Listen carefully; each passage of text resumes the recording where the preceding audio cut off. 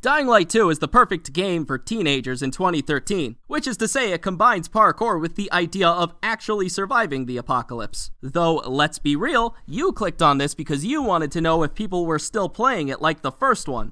Well, they're still sponsoring people to talk about it, so maybe. By the way, this video is sponsored by Dying Light 2. Stick to the end for information on the newest update. Do you like Destiny? Great, I'm sure there was one of you in this number. Dying Light 2 is a game about parkour, zombies, and politics. You control Aiden, a man that lives in a world without fashion standards, but still somehow picked the lamest haircut. But he makes up for it with an insane ability to move throughout cities, like the cool kid in 3rd grade that can pull off the monkey bars. Then the sun goes down and it becomes a survival horror game where every second outside could bring on a golden armada and send you back to the safe room. The game is a bit older now, but thankfully I scrolled through the updates section, and if a Dying Light 2 player is in this number, you'll be happy to see they added a new Game Plus mode. I played it when the game came out with a group of 4, then got the worst possible ending at the last minute, so I saw this as a chance for a redemption round. I should warn you, if you are going to take this video seriously and fire up that new Game Plus mode, you might want to watch someone replay the opening cutscene, because choosing to open New Game Plus will skip it. Not so bad, but you'll be confused if you haven't touched the story in a while. Why you're in an abandoned church and your only lifeline is a random misogynist on the radio. To give the broad strokes, Aiden, or to his family, Aiden Bobaden, is looking for his long-lost sister in the city of Villador, a once beautiful European city fought over by 4 factions: the survivors of the Bazaar, the militaristic peacekeepers, the bloodthirsty renegades, and the zombies if there's a tie between the other 3. 2 of these groups are willing to help him search for Mia Bobaden, after the 2 were separated by an evil biocorporation. Aiden lived his life as a pilgrim, a sort of long-distance mailman that visits various countries that have been separated by the outbreak. During the day, you run from zombies on rooftops, take quests and other activities. During the night, you do the same thing, but behind you are 10 angry zombies looking to stunlock you to death. For the most part, Dying Light 2 functions a lot like games in the current day. There are tons of side objectives, water towers to climb, substations to power up, safe houses to find, and a giant ocean of side stories that you'll maybe do 10 of. At night, certain zombies called virals come out. They're strong and capable of all the same parkour moves that you are. They also come with an annoying lunge attack and a meter that keeps telling you that their mom is calling your mom. In fact, the other zombies can't parkour, but they can just pop out of fucking nowhere. The game advises stealth during the night, using cover, sticking to the roofs when you can, and getting in the tall bushes that wouldn't actually work in real life. I know that realism is maybe a bit off for a game where you can run on walls if you try really, really hard. Though, have you ever seen tall grass in the real world? I see right through tall grass, and sitting inside it is an easy way to get whatever Vicky did. If you get spotted and gather attention, a chase will start. Here's where the volatiles come out, and with each second you spend in the chase, the worse it gets. The only way to escape and end the chase is to either hide or get into a UV light zone, then go to bed and wait for morning. There is a bonus for doing things at night though. You get extra experience for your combat and parkour abilities. Certain areas will become accessible because zombies go outside, upping the ante for some stronger loot. I just hope you're alright with risking losing all of that extra XP if you die.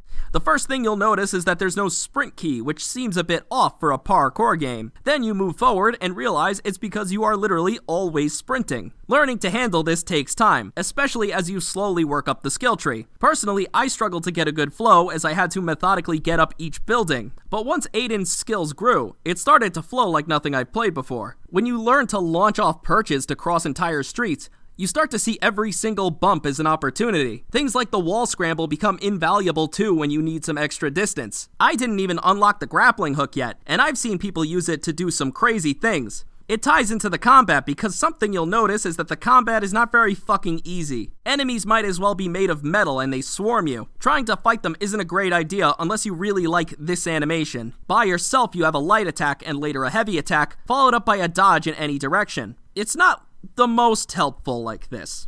But thankfully, this isn't how you're supposed to actually fight in Dying Light 2. You're supposed to use the environment and find opportunities for special parkour attacks. I'm sure you're looking at it. I am talking about more than the dropkick. One skill I started to rely on was Aiden's ability to launch off an enemy's head for a jump upward, which can combo into a heavy slam attack when you come back down. Or you could just fucking leave if you don't have any business there. Hell, Aiden has a teep that comes out fast enough to scare Joe Rogan, which can reliably push back attackers and beat their bodies. That, or you can dropkick people, which deals heavy damage and sends them actually flying. The trade-off is that Aiden lays on the ground afterwards, leaving him vulnerable. There's a sweet spot with this attack too, because nothing is more embarrassing than sending a guy off a fucking cliff than accidentally finding yourself beside him. If you need to get down a safe way, you can use people as a human shield to take a brunt of the fall. Maybe Aiden wants to charge through a crowd, shoulder checking everything he sees, scramble off a wall for a burst of speed. Once you get down the muscle memory for these moves, swinging your bat feels like a waste of time. If I were to guess, this is one of the things that keeps people coming back to Dying Light.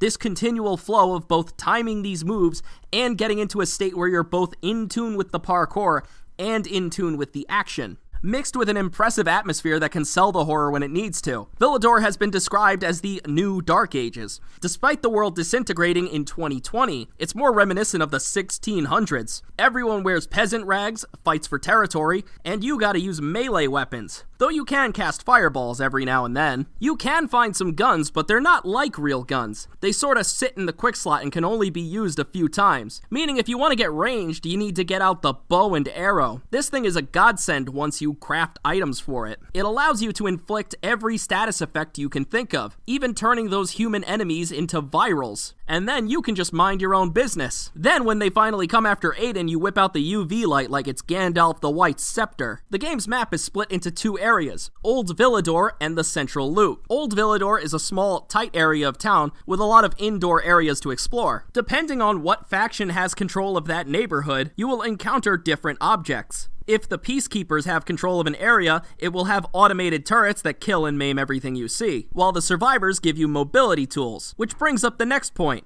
choices. While Aiden F. Bobaden himself is a fairly static character, so is pretty much everyone. There's the occasional badass, but you're playing for the dropkicking and world building. However, the world does have a neat inclusion through its branching choices. Some small, like asking a person what animals they can take in a fight, some big, and when they're big, you get the big filter on screen. You're going to see characters die depending on your actions, as politics flare up and innocent people get caught in the crossfire. The game will try to tease you by promising what-ifs to certain cast members, but sometimes them dying because of your actions was the fucking point. And it's never black or white. Usually you're just picking between two bad situations trying to salvage one half of it. It creates a nice tension as you never know who you can trust. And there's a strong amount of finality in dialogue options like this. Let's run down the people of Villador. There are the Peacekeepers, bullies who hoard all the power and are perfectly okay with martial law, and occasionally you can find them using slaves. You can find them in one of their various bases, or the Mothership, a giant battle cruiser in the local lake. Then you have the Free People of the Bazaar, who would happily hang you for a little bit of chamomile. They're not so much a nation, but a common people brought under the promise of, we will not enslave you. See, the Peacekeepers are fascists with violent tendencies, while the people of the Bazaar technically hold the ideals of peace and love while sharing what they own. And in case that didn't make the point, their leader is literally named fucking Carl. The game doesn't want this too skewed though, so they make sure that every single person in the bazaar is the worst human being on Earth. They're outlandishly nasty to you and stab you in the back every 5 seconds. But ultimately, you do have to side with one of them. And that's what makes the co-op kinda work. See, normally trying to get a story out of a multiplayer experience is like trying to get off to porn that you're not into. You can make it work, but there are a lot of things trying to take you out of it. Like you're seeing a man struggle to balance his morality in a world that demands more and more of him. Then someone puts on a goofy imitation of Hakon's accent, and that's all out the fucking window. Yet in Dying Light's case, it's kinda nice because the game is always giving you and your party moral questions. Once these questions are introduced in a social way, they come under a new context. Do you side with the fascies because the Bazaar people are really annoying? Do you really want to give them this water tower when you'd rather have the area populated with zip lines? Do you really want to see what Will's gonna say if you call them fascies one more time? See, whether you like it or not, everyone in this world is just human, trying to survive. For as strict as the Peacekeepers are, they're the only ones interested in organizing a defense system against the biters. The survivors are annoying and don't trust, but also why should they when people are constantly trying to screw them over? And if you tolerate their bullshit, they are ultimately promising you and everyone a better future. They don't make the choices they do with the intent to hurt people. They just have to make those choices in a high-stakes situation. Then you have the renegades or unsympathetic psychopaths that attack attack anyone who walks by. They're covered in red and walk around all day talking about how cool it would be to strangle someone. The renegades exist as morally evil people that you can kill without feeling bad about it. They have these fortresses that you need to get through in the way that you would expect. There are dozens of holes in them, and you need to decide how you're going to sneak in. Or you pull out the bow. What the f is going on over there? This is an explosive arrow. Crafting in video games usually goes like this. You grab hordes of garbage, then forget about it, until at one point you open the crafting menu, and this is how I came to own over 100 explosive arrows. Ellie would have found Abby a lot easier this way. In my opinion, the game hits its full stride in the second half when you gain access to the central loot. Old Villador is more akin to a local European town, short buildings with smaller gaps to cross. But the central loop has a bunch of high-rise skyscrapers. It's also 10 times as big, giving you tons of vistas to climb onto and just sorta take in the world. Games are better when you try to enjoy them rather than consume them.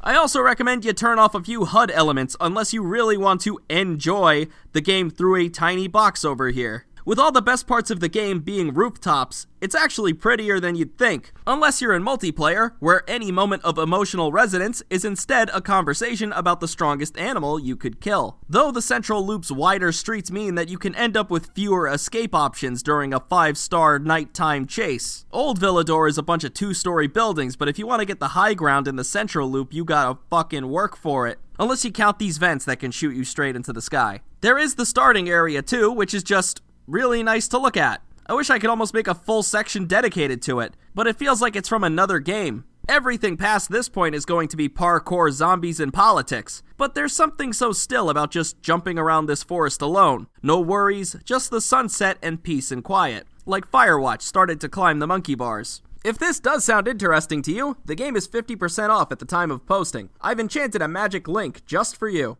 It's a game with a lot of depth to it, and if you can get a squad of people to make fun of Hakon's accent, I'd highly recommend it. Now casts bigger dynamic shadows, the audio received a major upgrade, you can toggle on a new form of parkour that makes things smoother, volatiles now patrol the rooftops at night, and more random and unexpected encounters like random zombies turning into virals. Once again, thank you to Techland for sponsoring this video. And to you, dear viewer, I wanted to ask if you would survive the apocalypse. Not in the Dying Light 2 Stay Human way, more like the loser 13-year-old way. I tried to do a dropkick yesterday and my shoulders still feel sore. So give me your best explanation. Then we'll pass out the nerds from the goddamn liars. Hey, thanks for watching. After making such a massive video, I wanted to take it a little easy this time, so the editing isn't as jumpy as it usually is. Before we go on though, I'd like to thank the people on Patreon who made this video possible. I would especially like to thank Mario Fan 997, Jonah Simpson, Faye Lynn, My Reed, Awker, and Hatchet. I'm trying to get into the groove of posting more regularly, though that's a promise that every YouTuber makes. So we'll skip that part and we'll just get to the part where there's a new video sometime soon. Take care of yourselves and have a good one.